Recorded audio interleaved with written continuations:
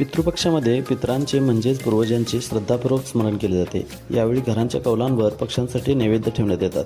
या पितृपक्षाला महालय किंवा महाळ देखील म्हटले जाते। हे महाळ अनंत चतुर्दशीनंतर सुरू होतात व पुढे ते 15 दिवस सुरू राहतात। बऱ्याच रूढी आणि परंपरा सुरू होण्यासाठी त्या काळात काही त्याच्या मागे कारणं होती, त्यामुळे त्या प्रथा दीर्घकाळ टिकून राहिल्या। मग या पितृ पंधरवड्यात पक्ष्यांसाठी कौलांवर नैवेद्य ठेवण्यामागे नेमके कारण कोणतं असावं, या प्रश्नाचं उत्तर थोडा खोलवर विचार आणि थोडंसं निरीक्षण केलं तर नक्कीच आपल्याला मिळू शकतं। मृगाच्या मुहूर्तावर लावलेली भात, वरई, नाचणी इत्यादी पिके पितृ पंधरवड्याच्या या दिवसांमध्ये कापणीस आलेले असतात। त्यांच्या लोंबांवर पक्षापाखरांची धाड पडली तर हाताशी आलेले पीक निष्ठून जाण्याची भीती असते। त्यामुळे कौलांवर नैवेद्य ठेवून पूर्वजांचे स्मरण आणि त्याचबरोबर पाखरांपासून पिकांना संरक्षण देण्यासाठी ही परंपरा सुरू झाली असावी असं आपणास दिसून येतं। अजूनही काही जुन्या प्रथा आणि परंपरा यांच्यामागे असणारा विचार आणि त्यांचे अर्थ घेऊन पुन्हा लवकरच भेटू। धन्यवाद। पितृपक्षामध्ये पितरांचे